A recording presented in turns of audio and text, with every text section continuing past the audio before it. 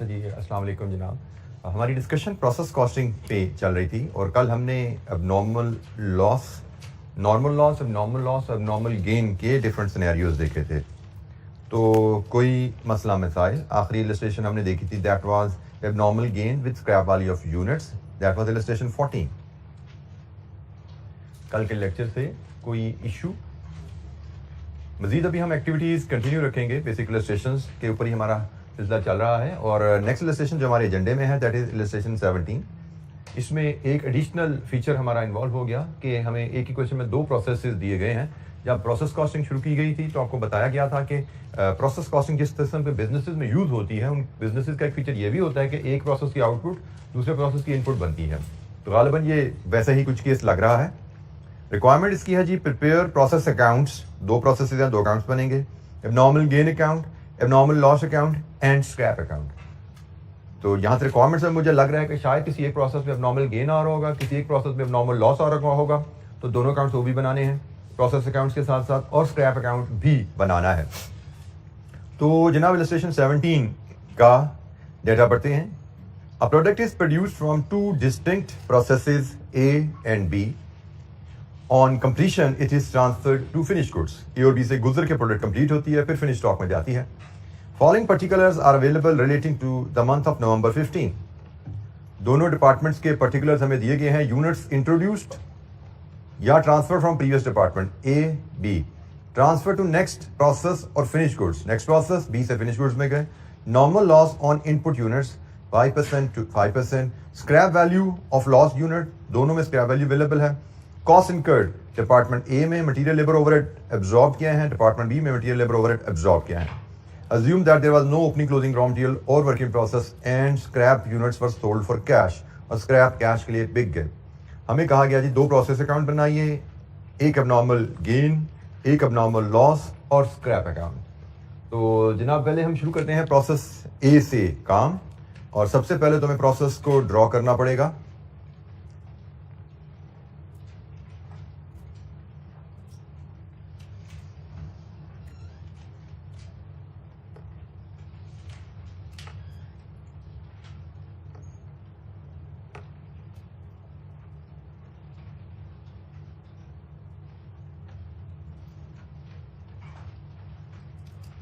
जी process account,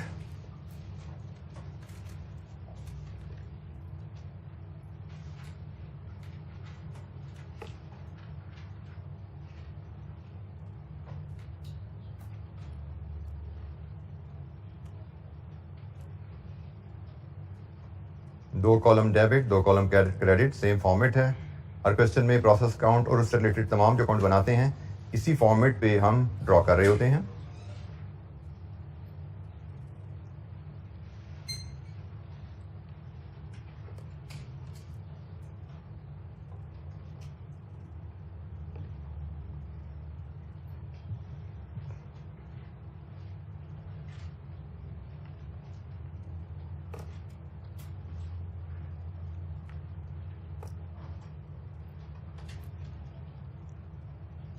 अच्छा जी, हमारी requirement है process A, process B, abnormal gain, abnormal loss and scrap. ये 5 accounts हमें बनाने को कहा गया जी। हम शुरू करते हैं प्रोसेस ए से कहानी। प्रोसेस अकाउंट बनाने के हमने स्ट्रक्चर्ड स्टेप वाइज अप्रोच देखी हुई है। सबसे पहला स्टेप होता है डेबिट साइड पे इनपुट कॉस्ट फीड कीजिए। तो प्रोसेस ए की जो इनपुट कॉस्ट है, डायरेक्ट मटेरियल है, डायरेक्ट लेबर है और ओवरहेड एब्जॉर्ब्ड है। Direct material 11,000, labour 7,300, 2,800 overhead absorb. This is step number 1। Step number 2, debit side पे input quantities. Input quantity department A की 2,000 है, मटेरियल के सामने फीड की जाती हैं। स्टेप नंबर 3, क्रेडिट साइड पे actual output and normal loss. यहाँ पे जो एक्चुअल आउटपुट है वो प्रोसेस बी को ट्रांसफर हो रही है, तो प्रोसेस बी को जा रहे हैं 1,800, और नॉर्मल लॉस है जी 5% ऑफ 2,000। कितना बनता है जी? 100। So debit credit sides quantity की टैली नहीं हुई, यहाँ पे बैलेंसिंग फिगर है, और इधर बैलेंसिंग फिगर का मतलब एबनॉर्मल लॉस है 100 यूनिट्स का। This is balancing figure here, और ये हमारा 2000 पे ये प्रोसेस अकाउंट की क्वांटिटी साइड टैली होती है। इसके बाद आता है जी वैल्यूएशन के 3 हमने आउटपुट्स ली हैं, process B, normal loss, abnormal loss, इन क्वांटिटीज के अगेंस्ट वैल्यूज लेके आनी है। सबसे पहले नॉर्मल लॉस की बात कर लेते हैं। नॉर्मल लॉस के अगेंस्ट वैल्यू सिर्फ एक सूरत में आती है, जब लॉस यूनिट सेलेबल है। तो यहाँ जनाब यहाँ पे लॉस यूनिट सेलेबल है 2 रुपए के हिसाब से। हमने सीखा हुआ है नॉर्मल लॉस यूनिट जब सेलेबल हो तो वो स्क्रैप अकाउंट में ट्रांसफर होते हैं, इस केस में 200 पे। तो जनाब इसका दूसरा फैक्ट, क्योंकि स्क्रैप अकाउंट भी हम बना रहे हैं तो हम स्क्रैप अकाउंट में भी इसको रिकॉर्ड कर लेते हैं। ये स्क्रैप अकाउंट है, यहाँ पे हम बताएंगे जी प्रोसेस ए से नॉर्मल लॉस यूनिट्स आए 100 के, जिनकी वैल्यू है 200। स्क्रैप नॉर्मल लॉस यूनिट्स हमने स्क्रैप अकाउंट में फॉर सेल के लिए ट्रांसफर कर दिए। ठीक है जी, स्क्रैप अकाउंट में हमने डेबिट कर दिए यूनिट्स, क्रेडिट किया प्रोसेस अकाउंट को 100 यूनिट्स 200 रुपए से। अब हमने वैल्यू करने हैं यूनिट्स जो बी को ट्रांसफर हुए, यूनिट्स जो नॉर्मल लॉस के हैं। हमने सीखा हुआ है कि ये units actual cost per unit of output पे वैल्यू होंगे। प्रोसेस बी को भी ट्रांसफर है, कॉस्ट पर यूनिट पे जाएगा आउटपुट, और एब्नॉर्मल लॉस भी कॉस्ट पर यूनिट आउटपुट पे जाएगा। तो इसके लिए हम एक वर्किंग 1 परफॉर्म कर लेते हैं। वर्किंग 1 में हम कॉस्ट पर यूनिट बनाएंगे। तो जनाब यहाँ पे कॉस्ट पर यूनिट का कौन सा फॉर्मूला लगना है? Input process cost minus scrap value of normal loss, minus scrap value of normal loss divided with expected output which is input minus normal loss. जनाब यहां से बताइए कॉस्ट पर यूनिट क्या आ रही है? It is 11 rupees. This is cost per unit. Input process cost 3 components उसके, minus scrap value of normal loss divided with expected output. क्योंकि स्क्रैप वैल्यू यहां पे नॉर्मल लॉस की एग्जिस्ट कर रही है तो हमने input process cost minus scrap value of normal loss over expected output किया। हमारी कॉस्ट 11 रुपए पर यूनिट है। इसी 11 रुपए पे हमें वैल्यू करना है फिनिश गुड्स को, और इसी 11 रुपए पे वैल्यू करना है एब्नॉर्मल लॉस को। तो 11 इंटू 1800 19800। ये जनाब प्रोसेस बी में ट्रांसफर होंगे।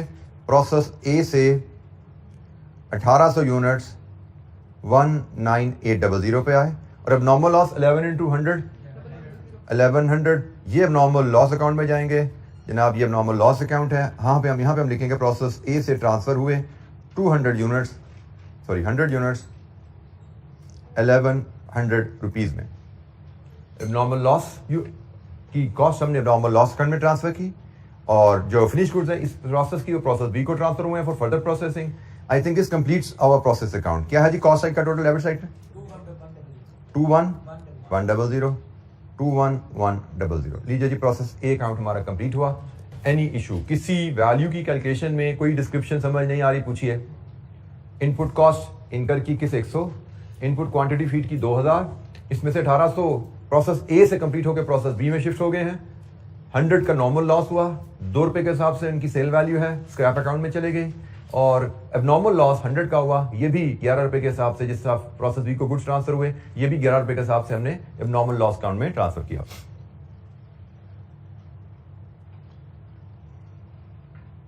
जी किसी एंट्री पे, किसी कैलकुलेशन पे, डिस्क्रिप्शन पे कोई गाइडेंस चाहिए, पूछिए।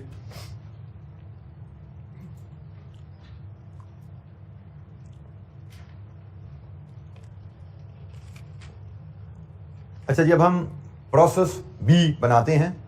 प्रोसेस बी में तो एक तो यूनिट्स फ्रॉम प्रीवियस डिपार्टमेंट आ गए 1800, उसके बाद material, labour and overheads cost process B में इनकर हुई। तो प्रोसेस बी की कॉस्ट डायरेक्ट मटेरियल मजीद आई है, कितनी? 1000। प्रोसेस बी में डायरेक्ट लेबर की कॉस्ट आई है 4500, और डिपार्टमेंट बी में ओवरहेड एब्जॉर्ब्ड आए हैं 2240। डेबिट साइड पे इनपुट कॉस्ट आ गई, डेबिट साइड पे इनपुट क्वांटिटीज पहले ही प्रोसेस ए से आ चुकी है। ठीक है, कोई मजीद यूनिट्स यहाँ पे नहीं ऐड हो रहे, वही यूनिट्स जिन पे काम प्रोसेस ए में हुआ था वो यूनिट्स फर्दर वर्किंग के लिए प्रोसेस बी में शिफ्ट हुए हैं। नेक्स्ट स्टेप, क्रेडिट साइड पे actual output and normal loss. Actual output 1750 है, ये फिनिश गुड्स को ट्रांसफर हो रहे हैं जी। फिनिश गुड्स को 1750 गए। नॉर्मल लॉस 5% है of input 90, and what we can see कि यहां पे बैलेंसिंग फिगर क्वांटिटी की डेबिट साइड पे आ रही है, which is abnormal gain. It is 40 units का एबनॉर्मल गेन। ये 1840 पे हमारी साइड्स टैली होती हैं। अगर ये बैलेंसिंग फिगर डेबिट साइड पे है तो ये एबनॉर्मल गेन होता है, क्रेडिट साइड पे है तो एबनॉर्मल लॉस होता है। प्रोसेस अकाउंट में हम बैलेंसिंग फिगर से एबनॉर्मल लॉस या गेन को पहचान लेते हैं, अदरवाइज कैलकुलेट भी किया जा सकता है। इनपुट 1800, आउटपुट 1750, एक्चुअल लॉस 50 है, नॉर्मल लॉस 90 है। एक्चुअल लॉस नॉर्मल लॉस से कम है, तो normal loss minus actual loss 90 minus 50, अब नॉर्मल गेन 40 हम कैलकुलेट भी कर सकते हैं, बट जब हम प्रोसेस अकाउंट बना रहे हैं तो फिर हमें कैलकुलेट करने की जरूरत नहीं। आगे सवाल आएंगे जहां पे हमें नॉर्मल लॉस या गेन को कैलकुलेट करने की जरूरत पड़ा करेगी, तो इक्वेशन नहीं भूलनी आपने। ये तो प्रोसेस अकाउंट में हमें कैलकुलेट नहीं करना पड़ता, हम बैलेंसिंग फिगर ही लेके नॉर्मल गेन या लॉस डिटरमिन कर लेते हैं। तो जनाब क्वांटिटीज हमारी टैली होगी। नेक्स्ट स्टेप आता है वैल्यूज का। 1 2 3 क्वांटिटीज हैं जिनके अगेंस्ट हमें वैल्यूज को असेस करने हैं। We start with the normal loss. Normal loss के अगेंस्ट वैल्यू आती है जब लॉस यूनिट सेलेबल है। तो जनाब यहाँ पे लॉस यूनिट सेलेबल है, यस यहाँ पे भी लॉस यूनिट प्रोसेस बी के भी लॉस यूनिट 2 रुपए के हिसाब से सेलेबल है। और जब यूनिट सेलेबल होते हैं तो हम उनको स्क्रैप अकाउंट में ट्रांसफर कर देते हैं सेल वैल्यू पे। 180 पे प्रोसेस बी से प्रोसेस ए से आए, प्रोसेस बी से नॉर्मल लॉस यूनिट्स 90 180 पे ट्रांसफर हुए। सो नॉर्मल लॉस यूनिट्स की वैल्यू आ गई। इसके बाद फिनिश गुड्स और एबनॉर्मल गेन यूनिट्स को वैल्यू करना है, और इनके बारे में हमने सीखा है ये दोनों वैल्यू के जाते हैं कॉस्ट पर यूनिट पे। तो जनाब प्रोसेस बी की कॉस्ट पर यूनिट कैलकुलेट करते हैं इसी अंदाज में।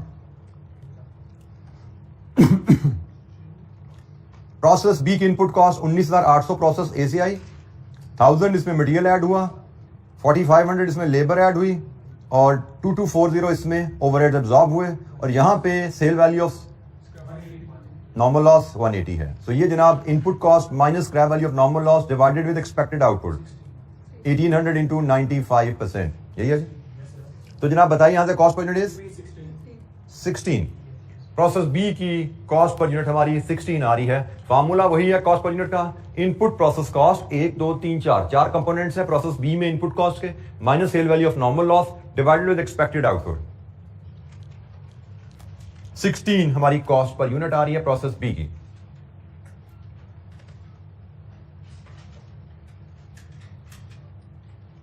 जी एनी क्वेश्चन, कोई सवाल?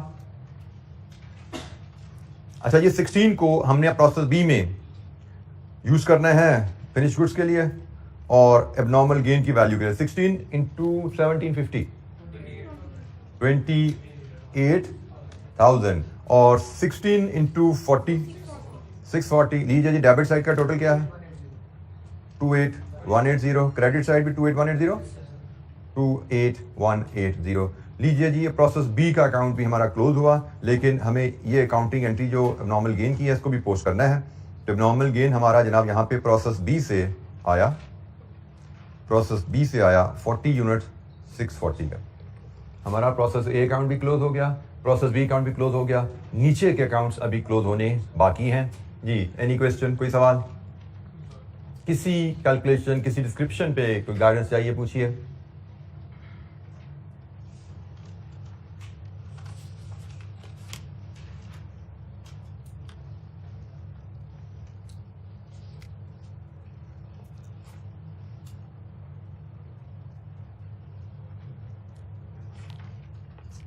अच्छा जी, एबनॉर्मल लॉस और एबनॉर्मल गेन के क्लोजर की कहानी हमने क्या सीखी हुई है? एबनॉर्मल लॉस यूनिट्स हैं या एबनॉर्मल गेन यूनिट्स हैं? हमने सीखा हुआ है कि एबनॉर्मल लॉस या gain units are transfer to scrap account on scrap value and the reminder balance transfer to PNL. यही है जी, नॉर्मल लॉस अकाउंट है या एबनॉर्मल गेन अकाउंट है। स्टेप दो ही इनके इन्वॉल्व होते हैं। एक, यूनिट्स को ट्रांसफर किया जाएगा सेल वैल्यू पे, स्क्रैप वैल्यू पे स्क्रैप अकाउंट में, और जो बैलेंसिंग फिगर होगी वो आपकी पीएनएल को जाएगी। तो नॉर्मल गेन के यूनिट्स को जीरो करने के लिए जनाब यहां से ये स्क्रैप अकाउंट में जाएंगे, scrap account at the rate of 2, तो 40 यूनिट्स 80। स्क्रैप अकाउंट में यहां पे हम लाएंगे एबनॉर्मल गेन से और 40 यूनिट्स 80। ये एक एंट्री हमने कंप्लीट की, डेबिट क्रेडिट। अब हम एबनॉर्मल गेन अकाउंट को क्लोज करते हैं। रिमेनिंग बैलेंस पीएनएल को जाएगा एज इनकम 560, और ये हमारा एबनॉर्मल गेन अकाउंट 40 यूनिट 640 पे क्लोज हो गया। बिल्कुल यही क्लोजर हमें एबनॉर्मल लॉस क्लियर करना है। एबनॉर्मल लॉस यूनिट्स को भी ट्रांसफर किया जाए स्क्रैप अकाउंट में, स्क्रैप वैल्यू पे। इसकी स्क्रैप वैल्यू भी 2 रुपए है, तो 100 यूनिट्स 200 के स्क्रैप अकाउंट में गए, डबल एंट्री कंप्लीट करते हैं जनाब। यहां पे हम लिखेंगे एबनॉर्मल लॉस 100 यूनिट्स 200 के, ये डबल एंट्री हमारी कंप्लीट हुई, डेबिट क्रेडिट, और जो बैलेंसिंग फिगर है वो पीएनएल को जाएगी। बैलेंस में यहां पे बचा 900 का लॉस, ये 900 का लॉस पीएनएल को चला गया, ये अकाउंट भी हमारा कंप्लीट हुआ।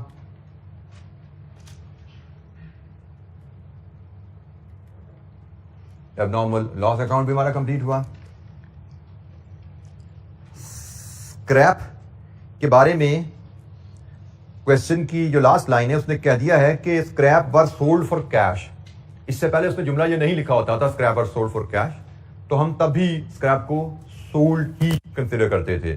हम स्क्रैप बेच के कैश डेबिट क्रेडिट स्क्रैप करते थे तो हमारा अकाउंट ये भी क्लोज होता था। अदरवाइज क्वेश्चन कहे आपको कि यूनिट बिके नहीं है, अभी इन हैंड है, तो इसका मतलब है ये इन्वेंट्री है, बैलेंस कैरी डाउन कर लो। अगर वो कहे कि ये इन हैंड है स्क्रैप यूनिट्स अभी आपने बेचे नहीं है, तो ये इन्वेंट्री बैलेंस कैरी डाउन हो जाएगा। स्क्रैप आपके पास पड़ा हुआ है कितने यूनिट्स, 290 माइनस 40, 250 यूनिट्स आपके पास स्क्रैप पड़ा हुआ है, 2 रुपए के हिसाब से 500, 250 यूनिट्स आपके पास स्क्रैप पड़ा हुआ है 500 रुपए में। अगर तो कहता इन हैंड है तो बैलेंस कैरी डाउन कर देते ये, लेकिन यहां पे उसने कहा बिक गया है तो कैश रियलाइज कर लो। लीजिए जी आपका प्रोसेस अकाउंट 290 580, 290 580 पे क्लोज है, स्क्रैप अकाउंट भी हमारा क्लोज हुआ। जी जनाब, एनी क्वेश्चन, कोई सवाल? स्क्रैप अकाउंट में प्रोसेस ए का नॉर्मल लॉस आया, प्रोसेस बी का नॉर्मल लॉस आया, एबनॉर्मल गेन यूनिट्स आए, एबनॉर्मल लॉस यूनिट्स आए, दोनों डिफरेंट डिपार्टमेंट्स के थे ये। फाइनली हमने जितने यूनिट्स हैं उनको भी क्लोज किया और जो बैलेंस था उसके अगेंस्ट कैश रियलाइज किया। जी एनी क्वेश्चन, कोई सवाल? कैश हमने 2 रुपए के हिसाब से रियलाइज किया है।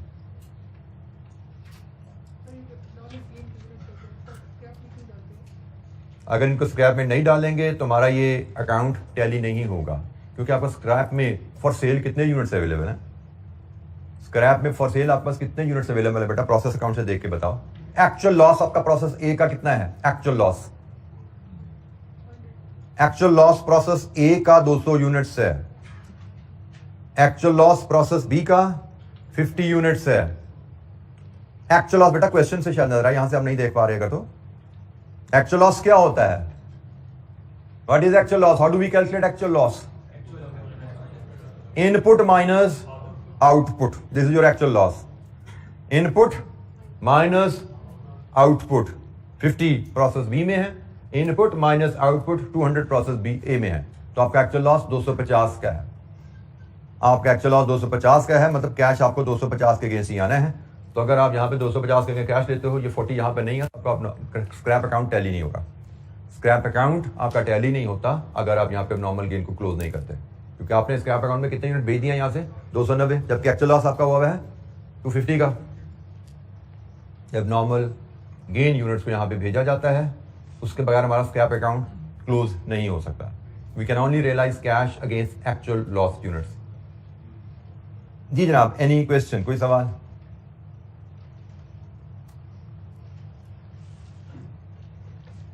ये हमने वर्किंग जो भी की इलस्ट्रेशन 17 की, कल तक की लर्निंग की हमारी रिवीजन की है।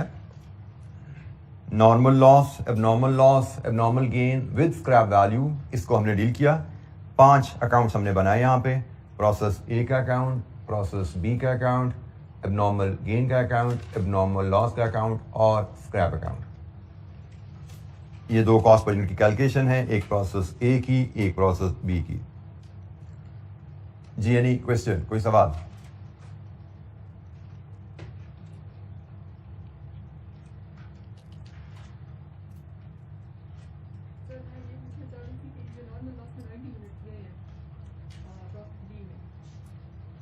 जी बेटा, क्या हमारा प्रोसेस बी में एक्चुअल लॉस 90 यूनिट्स का हुआ है? हमने स्क्रैप अकाउंट में बेचने के लिए 90 भेज दिए प्रोसेस बी से, पर क्या एक्चुअल लॉस हमारा 90 का हुआ है? कितने का हुआ है? 40 नॉर्मल गेन है। तो अगर 40 का नॉर्मल गेन है, क्या हम यहां से 90 यूनिट्स बेच पाएंगे? प्रोसेस बी से आपने 90 यूनिट भेजे ना यहाँ पे, इसीलिए इनको यहाँ पे लाए कि हम 50 बेच सकते हैं यहाँ से भाई, ठीक है। अगर ये 40 यहाँ पे नहीं लाते तो हमारा ये अकाउंट क्लोज नहीं होता। हमने नॉर्मल लॉस यूनिट यहां भेज दिए हैं, जबकि एक्चुअल लॉस हमारा 50 का है।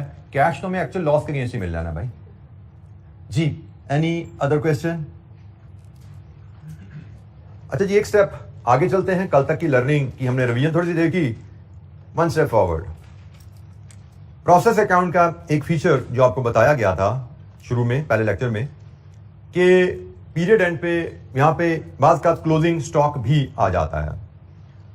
जरूरी नहीं, अभी तक हमने जितने भी अकाउंट बनाए हैं हमने पीरियड एंड पे सारे के सारे यूनिट्स फिनिश गुड्स को या नेक्स्ट डिपार्टमेंट को ट्रांसफर कर दिए।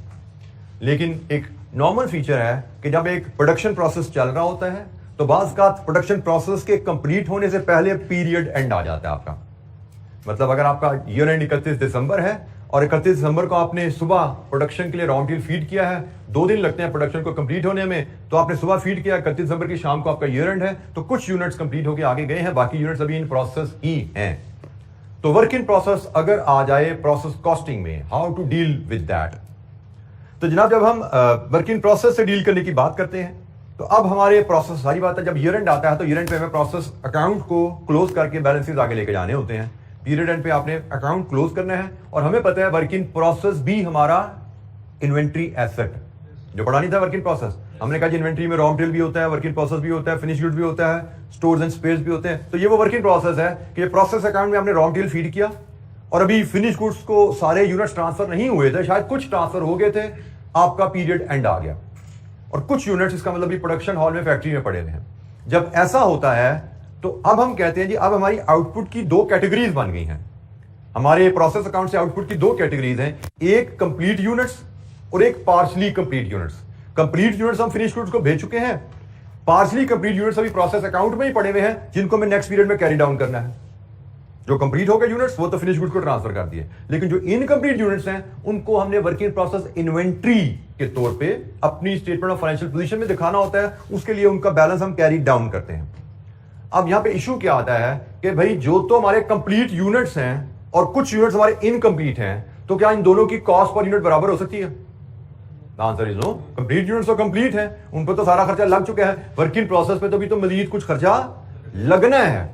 तो अब यहां पे ये चैलेंज आ जाता है हमारे सामने कि जब किसी पीरियड एंड पे वर्क इन प्रोसेस आ जाता है तो हम कहते हैं हमारी अब जो आउटपुट है उसकी 2 कैटेगरीज बन गई हैं, एक फुल यूनिट्स है और एक पार्शली कंप्लीट यूनिट्स है, जिनको हम वर्क इन प्रोसेस कह रहे हैं। तो फुल यूनिट की कॉस्ट पर यूनिट कैसे ली जाती है उस पर तो हमने बात की थी। अब ये पार्शली कंप्लीट यूनिट्स की कॉस्ट पर यूनिट कैसे लेनी है, अब हमें उस पर कुछ देखने की जरूरत है।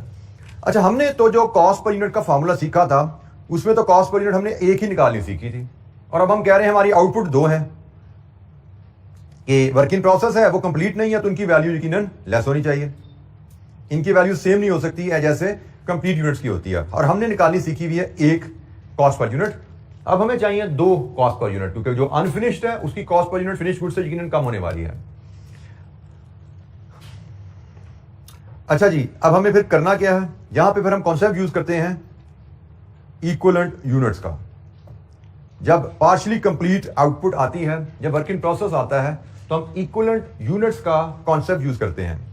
इक्विवेलेंट यूनिट की टर्म यूज की जाती है पार्शियली कंप्लीट यूनिट्स के बारे में, और इसका मतलब होता है equal to finished complete units. Equivalent units calculate किए जाते हैं, इक्विवेलेंट यूनिट्स कैलकुलेट किए जाते हैं for partially complete output, that is in this case work in process. Equivalent units calculate किए जाते हैं पार्शियली कंप्लीट आउटपुट के लिए। हमारे केस में जिसको हम डिस्कस कर रहे हैं वो वर्क इन प्रोसेस है, और इक्विवेलेंट यूनिट्स का मतलब क्या होता है, equal to complete finish units, equal to complete finish units.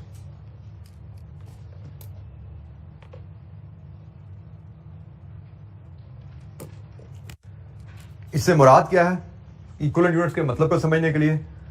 For example, आपको कहा जाता है कि आपके वर्क इन प्रोसेस में 100 यूनिट पड़े हुए हैं विच आर 50% कंप्लीट, 100 यूनिट पड़े हुए हैं जो 50% कंप्लीट है। तो इक्विवेलेंट यूनिट से मुराद है ये 100 यूनिट्स जो 50% कंप्लीट हैं, ये कितने कंप्लीट यूनिट्स के बराबर है? The answer is 50। आपके पास बताया गया वर्क इन प्रोसेस में हमारे पास 100 यूनिट्स हैं जो 50% कंप्लीट हैं। इक्विवेलेंट यूनिट से मुराद ये जो पार्शियली कंप्लीट यूनिट्स हैं ये कितने कंप्लीट यूनिट्स के बराबर हैं? Calculation is very simple, full units into percentage of completion. तो हमने कहा जी 100 यूनिट्स जो 50% कंप्लीट हैं ये 100 इंटू 50 कंप्लीट यूनिट्स के बराबर हैं। किस सेंस में? In terms of cost incurred, मतलब जितना खर्चा 50 फुल यूनिट्स बनाने पे आता है उतना ही खर्चा 100 हाफ कंप्लीट यूनिट्स बनाने पे लगा। This is the basic principle. क्योंकि हमें तो कॉस्ट पर यूनिट मेजर करनी है ना।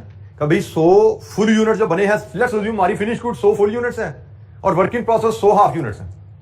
तो जो तो 100 फुल यूनिट्स हैं वो तो क्लियर है जी, फुल यूनिट्स हैं तो कॉस्ट पर यूनिट पूरी लग चुकी है 100 यूनिट्स पे। लेकिन 100 यूनिट्स 50% कंप्लीट है, तो इक्विवेलेंट यूनिट्स के मुताबिक 100 यूनिट्स जो 50% कंप्लीट है वो 50 कंप्लीट यूनिट्स के बराबर उन पे खर्चा लगा है। Simple, 100 into 50, 100 units work in process में पड़े हुए हैं, 50% कंप्लीट है, 100 इंटू 50, इनके इक्विवेलेंट यूनिट्स 50 हैं। मतलब 100 यूनिट्स जो 50% कंप्लीट है इन पे 50 कंप्लीट यूनिट्स के बराबर खर्चा लगा। 100 फुल यूनिट्स पे खर्चा क्या लगा और 100 पार्शली कंप्लीट यूनिट्स पे खर्चा क्या लगा। यहां पे हम कॉन्सेप्ट यूज करते हैं, जहां पे भी हमें पार्शली कंप्लीट यूनिट्स मिलेंगे हम इक्विवेलेंट यूनिट्स का कॉन्सेप्ट लगा के पार्शली कंप्लीट यूनिट्स को फुल यूनिट्स में कन्वर्ट कर लेंगे। अब अगर हमें कॉस्ट पर यूनिट पता है फिनिश गुड्स की, तो हम आसानी से 100 यूनिट्स जो 50% कंप्लीट हैं इनकी वैल्यू भी निकाल सकते हैं। जैसे फॉर एग्जांपल आपने कॉस्ट पर यूनिट कैलकुलेट की, आपने कॉस्ट पर यूनिट कैलकुलेट की पर यूनिट ऑफ आउटपुट, वो है जी से ₹20। ठीक है जी, let's assume cost per unit of output जो भी फॉर्मूला हमने सीखा था उससे निकाला 20। तो आपको बताया जाए आपके पास जो फिनिश गुड्स में है वो से 1000 यूनिट्स हैं, 1000 यूनिट्स हैं इंटू 20 कर दो तो फिनिश गुड्स की वैल्यू 20,000 होगी। आपको बताया जाए जी हमारा वर्किंग प्रोसेस ये है जी, आपका वर्किंग प्रोसेस 100 यूनिट्स है तो, लेकिन वो 50% कंप्लीट है। तो आपने कहा जी 100 यूनिट 50% कंप्लीट का मतलब 50 कंप्लीट यूनिट्स इंटू 20, इनकी वैल्यू कितनी हुई? 1000। तो दिस इज हाउ आप वर्किंग प्रोसेस से डील करेंगे। हम जब भी हमारे पास partially complete output working process आ जाएगी, हम वर्किंग प्रोसेस के इक्विवेलेंट यूनिट्स बना लेते हैं कि वर्किंग प्रोसेस में जो खर्चा लगा है वो कितने कंप्लीट यूनिट्स के बराबर लगा है। और तरीका बड़ा आसान है, working process unit into its stage of completion. तो जैसे इस केस में हमने कहा जी वर्किंग प्रोसेस में 100 यूनिट्स पे 50 कंप्लीट यूनिट्स के बराबर खर्चा लगा है। फिनिश गुड्स हमने से 1000 बनाए हैं, वर्किंग प्रोसेस में 100 यूनिट्स पड़े हुए हैं, लेकिन इनकी कॉस्ट 50 यूनिट्स के बराबर है। तो हमारी आउटपुट 50 यूनिट्स है, हमारी आउटपुट फिनिश गुड्स के 1000 यूनिट्स हैं। सो कॉस्ट पर यूनिट का फॉर्मूला भी इसी लिहाज से हम अमेंड कर लेते हैं, total input cost divided with equivalent units of output. ठीक है जी, इक्विवेलेंट यूनिट्स ऑफ आउटपुट। अब सिर्फ फिनिश गुड्स के यूनिट्स ही लेने, या फिनिश गुड 1000 जमा 100 नहीं कर देना, हमने 1000 जमा 50 करना है। हमसे क्यों पूछा जी आपके आउटपुट के यूनिट्स कितने हैं? हमने कहा जी 1000 हमारे फिनिश गुड्स के यूनिट बने हैं और वर्क इन प्रोसेस का 100 यूनिट 50% बनाए हैं हमने, तो इसका मतलब ये 50 बना है। तो 1000 जमा 50 ये है हमारी आउटपुट। फिजिकली 1000 जमा 100 1100 यूनिट्स हैं, लेकिन when it comes to cost तो 1000 यूनिट पे फुल कॉस्ट लगी हुई है, लेकिन 100 यूनिट पे सिर्फ 50% कॉस्ट लगी हुई है। तो 100 यूनिट पे 50% कॉस्ट लगी, ये 50 यूनिट्स के बराबर हैं। हमारी इक्विवेलेंट यूनिट्स ऑफ आउटपुट इस केस में 1000 फिनिश गुड्स के और 100 इंटू 50 वर्क इन प्रोसेस के, ये 1050 यूनिट्स बनती है। अगर 1000 हमने फिनिश गुड्स में भेजे हैं और ये हमारे वर्क इन प्रोसेस में पड़े हुए हैं जो कि 50% कंप्लीट हैं, तो हमारी इक्विवेलेंट यूनिट्स ऑफ आउटपुट 1050 है। पहले हम एक्सपेक्टेड आउटपुट की बात कर रहे थे, यहां पे हम एक्सपेक्टेड आउटपुट ले रहे थे। अब हम कह रहे हैं हमारी आउटपुट सारी की सारी एक जैसी नहीं है, कुछ फुल यूनिट्स हैं, कुछ पार्शली कंप्लीट यूनिट्स हैं।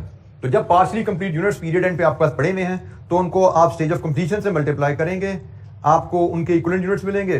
तो finish goods plus work in process के इक्विवेलेंट यूनिट्स, ये टोटल आउटपुट आपकी बनेगी। और इस टोटल आउटपुट को आप डिवाइड करते हैं इनपुट कॉस्ट से, तो आपको कॉस्ट पर यूनिट मिलती है। अब जब हम वर्क इन प्रोसेस से डील करने आए हैं तो फॉर द टाइम बिंग हमने लॉसेस को पीछे रख दिया, लॉसेस से डील करना हमने सीख लिया है। अब यहाँ पे अभी हम लॉसेस को मिक्स नहीं कर रहे, अभी सिर्फ वर्क इन प्रोसेस समझ रहे हैं। जरा आगे चलेंगे फिर लॉसेस और वर्क इन प्रोसेस सब मिक्स भी होने शुरू हो जाएंगे। ठीक है, तो फिलहाल हम ignoring losses work in process को समझ रहे हैं। एक आध स्टेप के बाद लॉसेस और वर्क इन प्रोसेस इकट्ठे भी डील करेंगे हम। एक छोटी सी इलस्ट्रेशन देखते हैं, इलस्ट्रेशन 18, फिर कोई क्वेश्चन आपके देर में है तो उसको भी डिस्कस करेंगे। इलस्ट्रेशन नंबर 18, रिक्वायरमेंट है prepare process account. Vicky limited introduce 100,000 units into a production process during the month of July. At the end of month, 70,000 units could be finished, whereas 30,000 units were still in process, unfinished, and were only 40% complete, no losses, कोई loss नहीं हुआ था अभी। Total input cost incurred in the process during the July was 328,000. So material labor overhead absorbed 328,000 total उसने दिया है. हमसे कहा कि जी प्रोसेस अकाउंट बनाइए. प्रोसेस अकाउंट बनाने का स्टेप्स वही रहेंगे जो हमने सीखे हुए हैं. इलस्ट्रेशन नंबर 18 हम कर रहे हैं. प्रोसेस अकाउंट हमें बनाने को कहा गया है. आपसे पहले डेबिट साइड पे इनपुट कॉस्ट, उसने इनपुट कॉस्ट इकट्ठी दे दी हैं. मटेरियल लेबर ओवरहेड्स, तो हमने material plus labour plus overhead इकट्ठे हैं. कितने हैं जी? 328,000. स्टेप नंबर 2, डेबिट साइड पे इनपुट यूनिट्स लॉ कितने हैं? 100,000. स्टेप नंबर 3, क्रेडिट साइड पे आउटपुट्स लाइए. और नॉर्मल लॉस भी लेते हैं, बट यहां पे लॉसेस चूंकि नहीं है तो हमारी आउटपुट्स दो हैं इस वक्त. एक फिनिश गुड्स है, एक वर्क इन प्रोसेस है जो कैरी डाउन किया जाएगा. फिनिश गुड्स में 70,000 है, वर्क इन प्रोसेस में 30,000 है. तो ये जनाब हमारा 100,000 पे क्वांटिटीज की साइड टैली होती है. जैसे मैंने कहा, ये लॉसेस के बगैर अभी हम सीख रहे हैं, लॉसेस बाद में हम लाके ऐड करेंगे. फिलहाल क्लोजिंग वर्किंग प्रोसेस पे हम फोकस कर रहे हैं. तो ये जनाब हमारा प्रोसेस अकाउंट है. अब हमने लास्ट स्टेप इन आउटपुट्स की वैल्यूएशन करनी है. इन आउटपुट्स की वैल्यूएशन के लिए हमें cost per unit of output लेना है जी. हमें से वर्किंग 1 से cost per unit of output लाना है. फार्मूला रहेगा इनपुट कॉस्ट डिवाइडेड विद, अब चूंकि यहां पे आउटपुट दो तरह की होगी हैं, एक फुल यूनिट्स हैं, एक पार्शियली कंप्लीट यूनिट्स हैं. जब पार्शियली कंप्लीट यूनिट्स आ जाएं तो हम कहते हैं जी equivalent units of output. Equivalent units of output. Input cost 3,28,000. Equivalent units of output से मुराद हमारी आउटपुट कितने फुल यूनिट्स के बराबर है. तो फिनिश गुड्स तो ऑलरेडी फुल यूनिट्स ही हैं. इशू तो पार्शियली कंप्लीट यूनिट्स का होता है. वर्किंग प्रोसेस जो कि 30,000 है, ये फुल यूनिट्स नहीं है. ये कितने परसेंट कंप्लीट है? 40%. तो ये 40% यूनिट्स के बराबर हैं. तो ये कितने बने? पहले 82,000, 70,000 प्लस 12,000, 82,000. ये हमारी इक्विवेलेंट यूनिट्स ऑफ प्रोडक्शन है. कॉस्ट पर यूनिट यहां से आती है 4. अब इस कॉस्ट पर यूनिट पे आप फिनिश गुड्स को वैल्यू करोगे 280, और इसी पे आप वर्क इन प्रोसेस का वैल्यू करोगे. लेकिन वर्क इन प्रोसेस की वैल्यू मैं वर्किंग 2 से वर्क इन प्रोसेस की वैल्यू लाऊंगा. वर्क इन प्रोसेस की वैल्यू कह लीजिए 30,000 इंटू 40% इंटू 4, क्योंकि 30,000 वर्क इन प्रोसेस के यूनिट्स इक्वलेंट टर्म में 12,000 यूनिट्स के बराबर हैं. 12,000 कंप्लीट यूनिट्स के बराबर हैं. एक कंप्लीट यूनिट 4 रुपए का पड़ता है. तो 12,000 into 4 48,000. So work in process के 30,000 यूनिट्स 12,000 कंप्लीट यूनिट्स के बराबर हैं.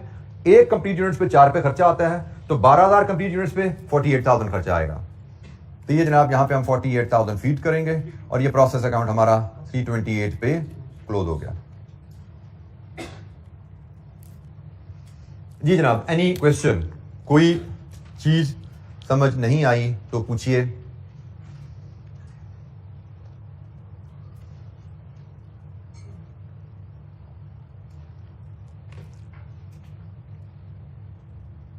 वर्क इन प्रोसेस जब आ जाए, जो कि पार्शियली कंप्लीट यूनिट्स होते हैं, तो वहां पे इक्विवेलेंट यूनिट्स का कॉन्सेप्ट हमें इंट्रोड्यूस करवाना पड़ता है कि वर्क इन प्रोसेस जो पार्शियली कंप्लीट यूनिट्स हैं वो कितने कंप्लीट यूनिट्स के बराबर हैं.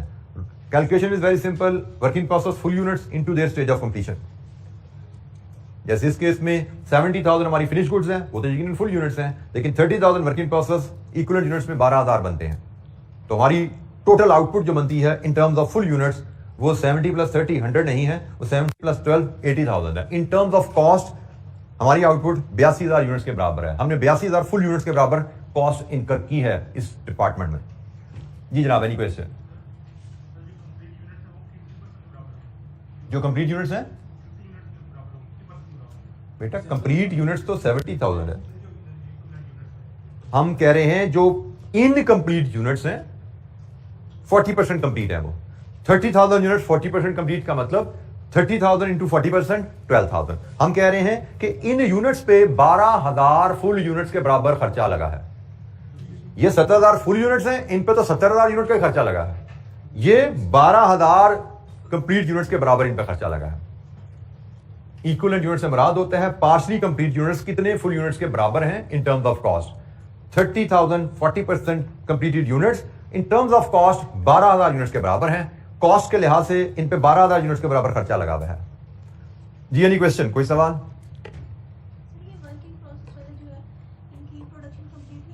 इन प्रोसेस है ना बेटा, ये इन प्रोसेस है जी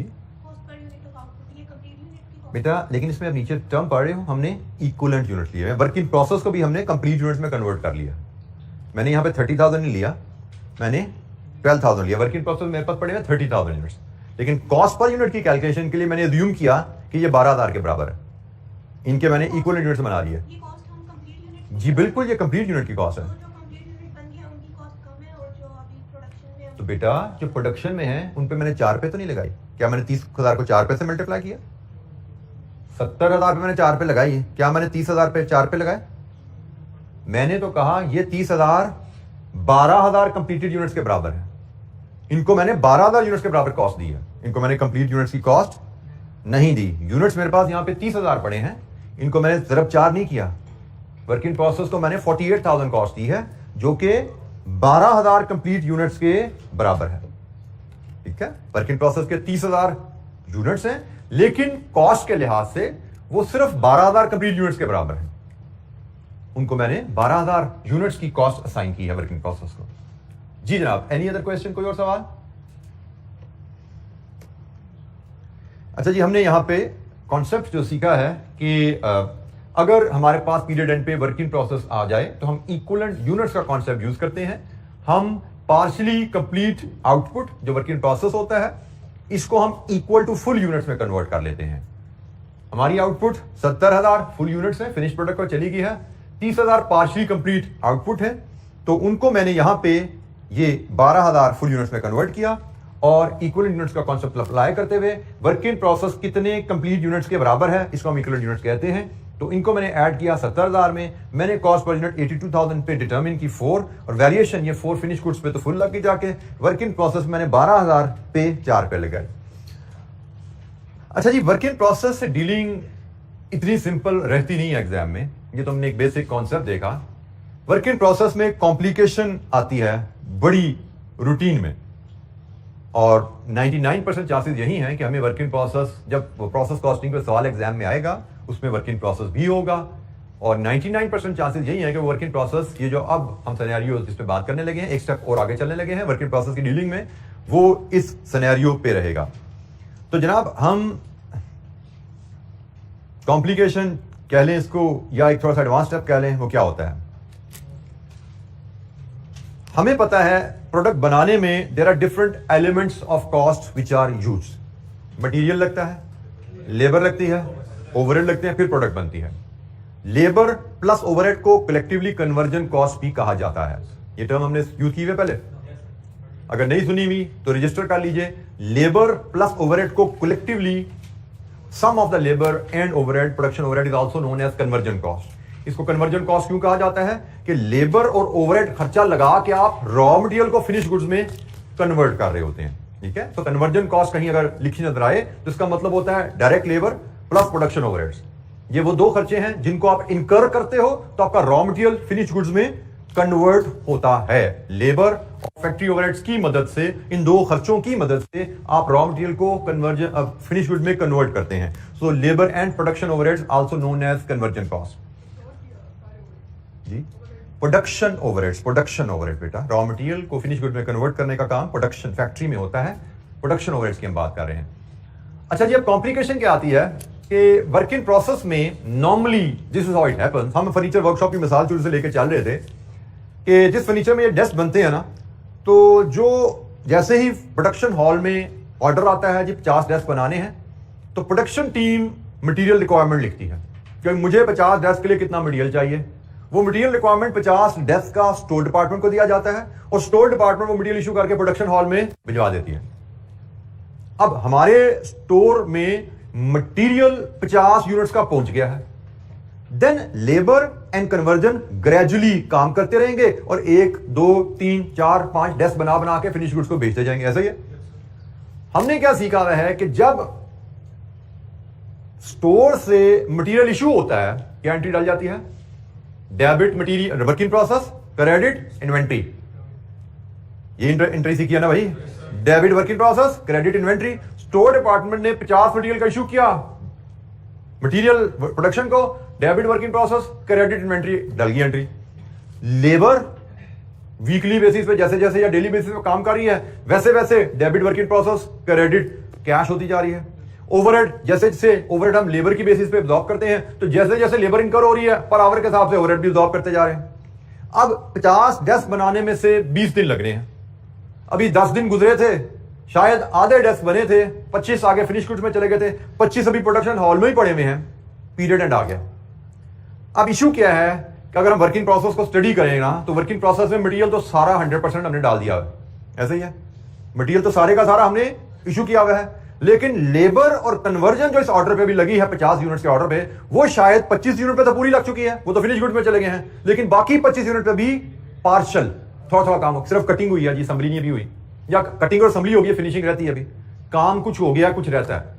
तो चैलेंज क्या आया कि बाज़ का आपके वर्क इन प्रोसेस यूनिट्स जो होते हैं उनमें मटेरियल तो 100% लगा होता है, लेकिन लेबर और ओवरहेड की मद में थोड़ा खर्चा और अभी लगना है, तो वो फिनिश में कन्वर्ट होंगे। इसको हम कहते हैं जी, हमें डिफरेंट एलिमेंट्स ऑफ कॉस्ट की स्टेजेस ऑफ कंप्लीशन डिफरेंट दी जाती हैं। अभी तो मैं कहा कहता ना वर्किंग प्रोसेस 40% कंप्लीट है, लेकिन जो सिचुएशन मैं बता रहा हूं इसमें वर्किंग प्रोसेस की डिस्क्रिप्शन दी जाएगी ना, आपको कहा जी 25 डेस्क फिनिश गुड्स को चले गए हैं, 25 वर्किंग प्रोसेस में पड़े हुए हैं, उनमें मटेरियल तो सारा इशू हो चुका है, उनका मटेरियल तो सारा उनको इशू हो चुका है, लेकिन कन्वर्जन कॉस्ट मतलब लेबर और ओवरहेड की मदद में अभी आधा काम हुआ है, 50% काम हुआ है। तो इसको हम कहते हैं जी, हमें वर्किंग प्रोसेस में जो यूनिट्स पड़े हैं उनमें different elements of cost, material, labour, overhead, different elements of cost की डिफरेंट स्टेजेस ऑफ कंप्लीशन दे दी जाती हैं। मतलब वर्किंग प्रोसेस में कोई एक स्टेज ऑफ कंप्लीशन नहीं दी जाती, just like previous illustration 40% complete. Instant बताया जाता है कि जी वर्किंग प्रोसेस में मटेरियल तो पूरा लगा हुआ है, लेकिन कन्वर्जन कॉस्ट अभी सिर्फ 50% लगी है। सो वर्किंग प्रोसेस में एक नहीं 2 स्टेजेस ऑफ कंप्लीशन आ जाती हैं डिफरेंट एलिमेंट्स ऑफ कॉस्ट की। तो हल इसका बड़ा आसान है, कोई कॉम्प्लिकेशन चीज नहीं है, पर फर्क सिर्फ क्या होगा यहां पे कि जब हमें डिफरेंट एलिमेंट्स ऑफ कॉस्ट की डिफरेंट स्टेजेस ऑफ कंप्लीशन दी जाती हैं, तो हम फिर कॉस्ट पर यूनिट की कैलकुलेशन को ब्रेक कर लेते हैं। हम कॉस्ट पर यूनिट की कैलकुलेशन को ब्रेक कर लेते हैं, हम मटेरियल की कॉस्ट पर यूनिट लैदा कैलकुलेट कर लेते हैं, लेबर और ओवरहेड की कॉस्ट पर यूनिट लैदा कैलकुलेट कर लेते हैं। ठीक है, अभी तक हम क्या cost per unit of output एक ही कैलकुलेट कर रहे थे, एक वैल्यू 4 रुपए पिछले साल में जैसा था, लेकिन अब हम क्या सीखने जा रहे हैं कि अगर stages of completion different elements की अलहदा अलहदा दी जाएं, तो हम हर एलिमेंट की कॉस्ट पर यूनिट अलहदा कैलकुलेट करेंगे। जैसे हम लिखेंगे मटेरियल पर यूनिट और कन्वर्जन पर यूनिट, से 3 रुपए मटेरियल है, 1 रुपया कन्वर्जन है, तो टोटल कॉस्ट पर यूनिट हमारी 4 रुपए है। पहले हम सिर्फ ये वैल्यू कैलकुलेट कर रहे थे, अब हम कह रहे हैं कि अगर वर्क इन प्रोसेस में element wise stage of completion दी जाएगी, तो हम हर एलिमेंट की कॉस्ट पर यूनिट अलहदा कैलकुलेट करेंगे। तरीका अगर वही रहेगा, material cost divide with equivalent units of output material के, conversion cost divide with equivalent units of conversion cost. तो तरीका हमारा वही रहेगा कॉस्ट पर यूनिट का, बट होगा क्या कि कॉस्ट पर यूनिट हम एलिमेंट वाइज अलहदा अलहदा कैलकुलेट कर लेंगे, और इसके लिए हम एक स्टेटमेंट बनाते हैं जिसको हम equivalent statement of equivalent units कहते हैं, जिसमें हर एलिमेंट ऑफ कॉस्ट की अलहदा अलहदा स्टेटमेंट बनाते हैं।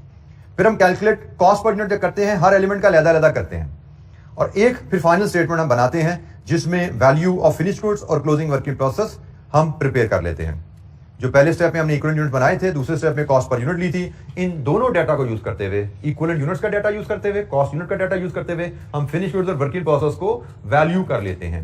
ठीक है जी, तो फिलहाल मैंने बैकग्राउंड डिस्कस कर दिया कि जब डिफरेंट एलिमेंट्स की स्टेज ऑफ कंप्लीशन डिफरेंट आ जाएं, तो हमें क्या करना पड़ेगा। ये जो वर्किंग हम सीखने जा रहे हैं, ये की वर्किंग होगी। ये वर्किंग आपके ऑलमोस्ट मैं कहूंगा 90% प्रोसेस कॉस्टिंग के क्वेश्चन में यूज होने वाली है, और इसको हम इंशाअल्लाह बड़े एक स्टैंडर्ड तरीके से सीखेंगे। बड़ी दफा हमारी क्लास में ये रिवाइज हो जाएगी वर्किंग, और हमारे लिए बड़ी इजी और क्विक वर्किंग रहा करेगी। इसमें 3 टेबल बनते हैं, एक स्टेटमेंट ऑफ इक्विवेलेंट यूनिट्स बनती है, एक statement of cost per unit की कैलकुलेशन है, और एक स्टेटमेंट ऑफ वैल्यूएशन है। 1 2 3 स्टेटमेंट्स होती हैं छोटी छोटी। हम तो एक प्रोसेस में एक फ्लो में तीनों को परफॉर्म कर लेते हैं, लेकिन अक्सर नोट्स में, किताब में, पास पेपर में इसको 3 स्टेजेस के तौर पे आपको बताया जाता है, 3 डिफरेंट स्टेटमेंट्स के तौर पे बताया जाता है। तो ये 3 स्टेटमेंट्स हम कैसे बनाएंगे, डिफरेंट इलस्ट्रेशंस, कल इंशाल्लाह इसको देखेंगे, और क्लोजिंग वर्किंग प्रोसेस पे अंडरस्टैंडिंग अपनी मजीद बेहतर करेंगे। तो आज के लिए इतना ही। इंशाल्लाह कल हम इस पे जो वर्किंग है वो लेके चलेंगे। Thank you. अस्सलाम वालेकुम।